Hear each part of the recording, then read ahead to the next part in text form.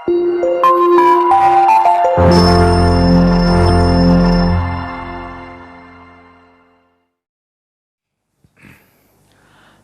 warahmatullahi wabarakatuh. Kembali lagi di channel Scriptlow. Sebelumnya kita sempat membahas mengenai pasar modal atau bursa efek. Seperti yang kita ketahui, pasar atau bursa itu adalah tempat bertemunya atau tempat aktivitas penjual dan pembeli untuk melakukan aktivitas perdagangan. Adapun modal atau efek itu adalah surat berharga. Nah, adapun surat berharga yang ada di pasar modal itu biasanya adalah saham, obligasi atau sukuk kalau misalnya syariah, reksadana, kontrak investasi berjangka, kontrak investasi kolektif, reksadana dan lain-lain. Nah, kalau kita lihat, mungkin di Indonesia, bursa efek ini namanya Bursa Efek Indonesia.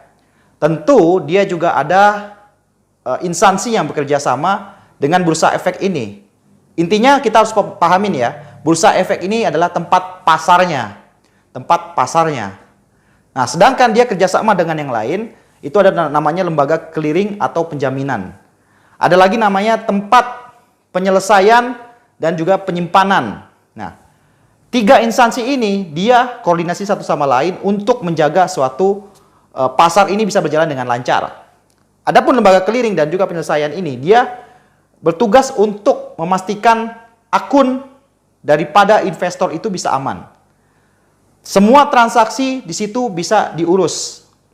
Dan beberapa efek itu juga disimpan di situ. Misalnya saham dan obligasi tadi, itu disimpan di situ. Nah, ini tingkatannya sejajar. Bisa dipahami ya. Namun, dalam bursa efek, itu ada kios-kios. Biasanya kan kalau di pasar itu kan ada kios-kiosnya kan. Nah, kios-kios itu namanya adalah sekuritas. Jadi, investor dia mudah untuk misalnya membeli saham atau memperjualbelikannya saham itu melalui sekuritas masing-masing. Kalau saya dulu pernah lihat atau praktek itu di sekuritas IPOT. Nah, itu pernah. Nah, kenapa sih Scriptlow atau kita anak hukum ini membahas pasar modal? Tentu ini merupakan hal yang penting untuk jurusan hukum yang fokus kepada hukum bisnis. Tentu kita harus paham mengenai pasar modal itu sendiri. Bagaimana mekanismenya dan bagaimana pengaturannya. Paling tidak harus paham gambaran umumnya dulu. Nah, kembali lagi saya membahas tentang instansi tersebut. Nah, di bawahnya lagi nanti ada profesi penunjang seperti konsultan hukum, akuntan publik, terus juga ada notaris dan sebagainya. Nah, ini lembaga yang terpisah. Belum lagi nanti ada bank kustodian dan sebagainya. Lantas, saham siapa yang dijual? Nah, saham-saham yang akan ini saya fokus kepada saham dulu ya, nanti kalau obligasi kita bahas nanti. Nah, saham-saham ini itu dari perusahaan atau kita sebut dengan emiten. Biasanya perusahaan yang mereka terbuka menjualkan sahamnya kepada publik atau kita sebut dengan initial public offering, IPO. Ya. Jadi dia sudah membuka penjualan sahamnya secara publik. Semua investor itu bisa membeli saham tersebut dan menjual kembali kepada investor yang lain dalam jangka waktu yang lain. Nah, sampai saat ini paham ya? Ya, awalnya mungkin agak sulit dimengerti, tapi ya pelan-pelan. Dulu saya juga gitu. Mendengar pasar modal aja juga bingung. Saya kira pasar modal ini sama dengan pasar tradisional. Tapi nggak apa-apa. Yang penting pelan-pelan dulu kita pahami, nanti lama-kelamaan kita bisa cepat paham. Nah, yang menaungi di atasnya itu namanya Badan Pengawas Pasar Modal, BAPEPAM kalau nggak salah namanya ya, BAPEPAM LK.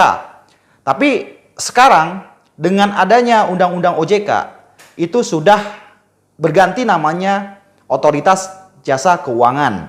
Nah, sekarang nih pasar modal yang mengawasi adalah OJK. Dari pengawasan, regulator, dan juga misalnya ada tindakan-tindakan yang melanggar, itu nanti yang menindak secara langsung adalah OJK. OJK, kalau kita lihat jajaran ke atasnya itu di bawah Kementerian Keuangan. Nah, untuk bagannya seperti itu. Nah, terus investor, dia membeli saham, biasanya saham ini nanti dijual per lot. Katakanlah satu lot ini 100 lembar. Dan biasanya per lembar itu dijual ada harganya masing-masing. Ada yang dijual dengan 500 perak, ada yang dijual dengan 5.000, 10.000. Itu nanti tinggal dikali 100, habis itu nanti dikalikan dengan jumlah saham yang dibeli. Nah, kembali lagi, bagaimana misalnya rekan-rekan ingin membuka akun dunia saham ini. Nah, kalau ingin bermain saham, itu nanti bisa rekan-rekan datang ke sekuritas masing-masing. Biasanya nanti dari Bursa Efek itu menyediakan sekuritas yang ada. Kalau saya dulu tuh di iPod ya, iPod.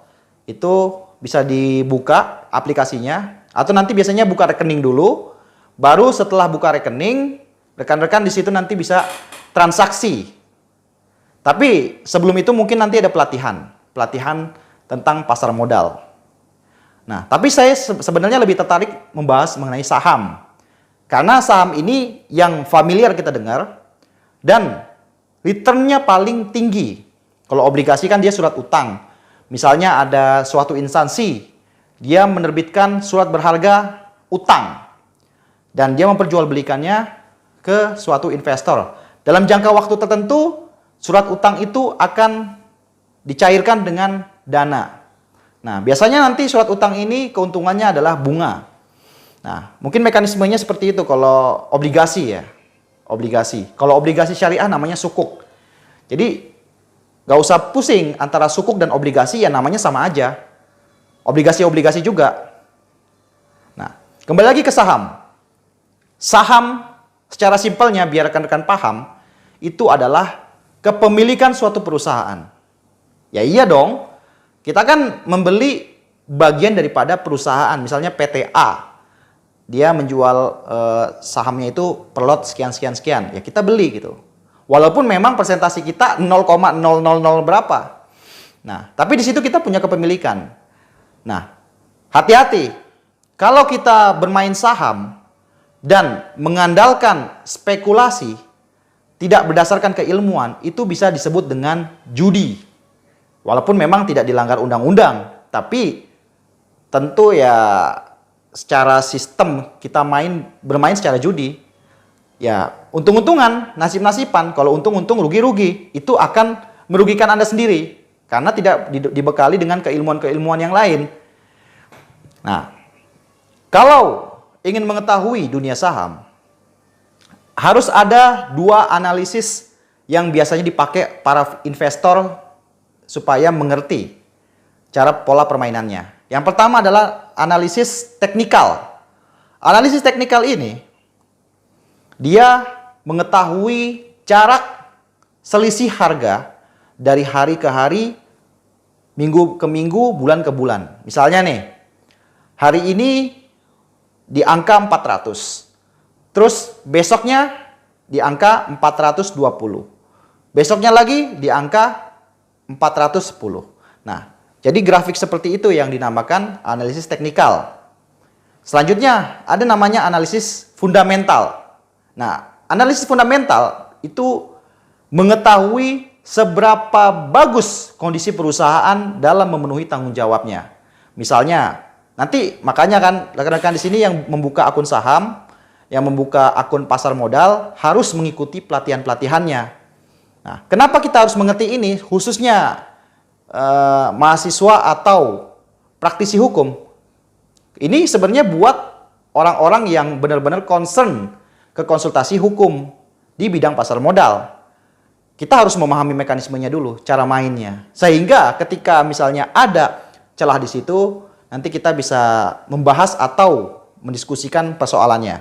Nah, saya balik lagi ke analisis. Analisis fundamental, yaitu analisis yang dilakukan untuk melihat suatu kondisi perusahaan. Misalnya ada ROE lah atau apa, saya lupa waktu itu. Misalnya seberapa bagus perusahaan untuk membayar hutangnya kepada perusahaan yang lain. Itu ada cara penilaiannya. Dulu saya memakai Telegram untuk mengetahui itu. Ya. Belum lagi nanti ada istilah-istilah yang lain. Ada blue chip, second layer, third layer. Terus juga nanti ada bullish, ada bearish, itu nanti semuanya kalian pelajari. Itu sangat teknis. Nah, ingat, saham ini biasanya antara dua keuntungannya, yaitu capital gain dan dividen. Capital gain itu adalah selisih atau keuntungan yang diperoleh dari penjual, istilahnya dari pertama kali kita menjual, bukan menjual, membeli saham tersebut. Ketika beberapa tempo waktu dia mengalami kenaikan harga dan kita jual kepada investor yang lain. Nah, di situ kita mendapatkan capital gain. Namun kalau kita tidak mendapatkan keuntungan, yang sebaliknya terjadi kerugian, di situ namanya capital loss. Nah, itu ya. Ingat. Terus yang kedua, keuntungan dividen. Dividen ini biasanya dari perusahaannya. Karena kita menyetorkan uang kepada perusahaan, perusahaan menggunakan uang kita untuk mengelola aktivitas perusahaan, dan tentu mereka mengalami keuntungan. Disitulah keuntungan dibagi ke kita para investor. Jadi seperti itu. Nah, sekarang sampai sini mungkin udah pada paham terkait dengan mekanisme pasar modal. Tapi saya lebih spesifik membahas saham karena ini saham sangat beresiko. Dia memiliki resiko yang tinggi dan keuntungan yang tinggi. Tentu kejahatan atau kriminal di pasar modal ini di dunia persahaman sangat banyak sekali. Ya. Salah satunya adalah perdagangan semu atau perdagangan misalnya dengan skema bukan simulasi ya. Skema main-main ya. Jadi itu bukan benar-benar dalam kondisi pasar terbuka, tapi di situ ternyata beberapa dikaburkan, dipalsukan. Disitulah yang terjadi kerugian di antara beberapa pihak, khususnya para investor. Namanya mekanisme pasar semu. Ini yang sangat berbahaya. Belum lagi nanti ada penipuan. Nah, terkadang orang yang bertugas di pasar modal ini tidak boleh menginformasikan kepada orang yang berkepentingan di perusahaan lain. Karena ini kan bocornya informasi akan mengakibatkan keuntungan pribadi dalam suatu perusahaan. Misalnya, investor dia mengetahui, bahwasannya harga pasar ini nanti akan mengalami kenaikan atau apa, dengan mendapatkan informasi yang ada di bursa efek. Akhirnya, dari bursa efek ini kan membocorkan bahwasannya perusahaan ini mengalami peristiwa hukum lah, atau misalnya data-data pribadi perusahaan terbongkarkan. Nah, karena informasi yang menguntungkan investor ini yang akan menjadi kejahatan atau kriminal dalam pasar modal. Nah, saya kira itu yang kemungkinan terjadi dalam dunia pasar modal. Jadi, karena durasinya cukup panjang, nanti kita diskusikan lebih lanjut dan lebih rinci mengenai hal-hal yang ingin didiskusikan. Karena kalau kita berbicara pasar modal ini sangat luas sekali. Tapi paling tidak rekan-rekan di sini bisa paham. Itu saja. Oh iya, satu lagi. Kalau misalnya nanti dalam pasar modal ada indikasi tindak pidana, baik itu penggelapan, penipuan, pasar semu, dan sebagainya, manipulasi, itu bisa dari pihak kepolisian bersama dengan OJK melakukan kerjasama dalam rangka penyidikan. Gitu ya kawan-kawan ya. Itu saja, terima kasih. Wabillahi taufiq wal hidayah. Wassalamualaikum warahmatullahi wabarakatuh.